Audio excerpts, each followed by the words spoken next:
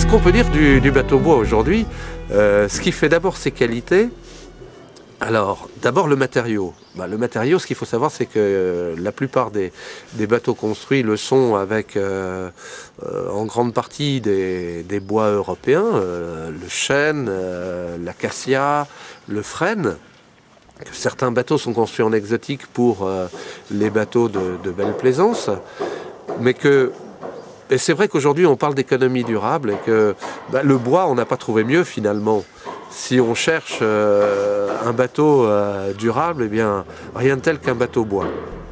Alors en plus, c'est non seulement une matière, mais c'est aussi un bateau qui a une âme, qui a été façonné par des artisans, par des charpentiers, qui ont mis tout leur savoir-faire.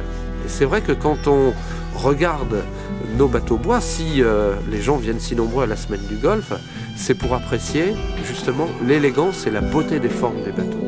C'est un peu notre fonds de commerce, c'est de réussir à transmettre aux jeunes charpentiers cette notion d'harmonie des formes et de former l'œil à faire que nos bateaux bois soient toujours des bateaux jolis, élégants, agréables à l'œil. Les charpentiers qui viennent chez nous ne viennent pas là par hasard. D'abord, ce sont des marins, des gens qui ont cette passion de la navigation et en particulier celle du bateau bois.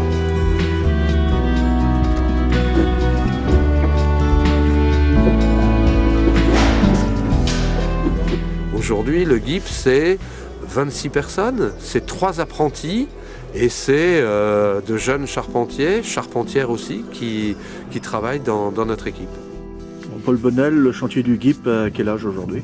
Le chantier du GIP a fêté ses 30 ans là. 30 ans d'activité, tout a démarré ici à l'île aux Moines avec ce premier bâtiment qui a vu la construction du premier bateau de pêche, donc lancé en 81. Et puis qui a été le début d'une série de bateaux de pêche pour la pêche artisanale, les bateaux de moins de 10 tonneaux. Et puis suite à ça,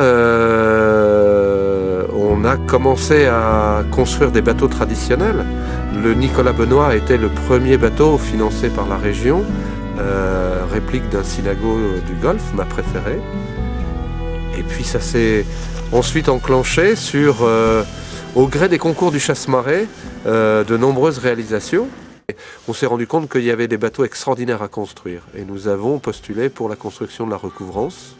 Nous avons été retenus et nous sommes donc partis à Brest monter un établissement secondaire qui est devenu maintenant le chantier du GIP qu'on connaît bien sur le quai d'Albert, avec un challenge incroyable de construire en 18 mois un bateau de 25 mètres, de 150 tonnes, une équipe de 25 charpentiers travaillant sur 2 sites en même temps.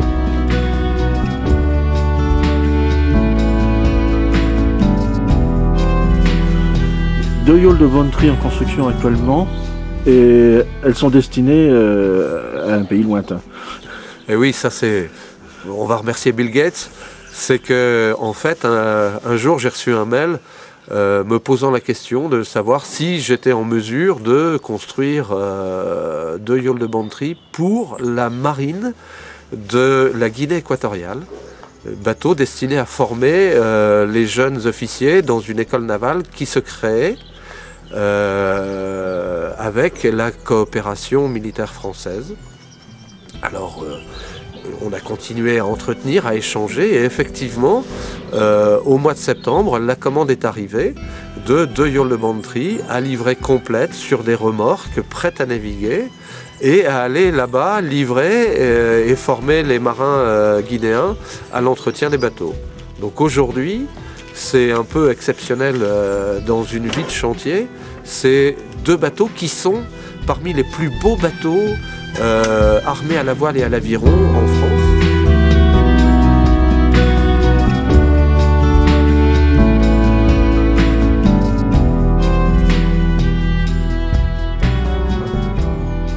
On a aussi ici sur le GIP de l'île aux Moines une petite histoire particulière. C'est il y a 15 ans la mise en chantier du premier Guépard, réplique des bateaux d'Étienne Riguidel.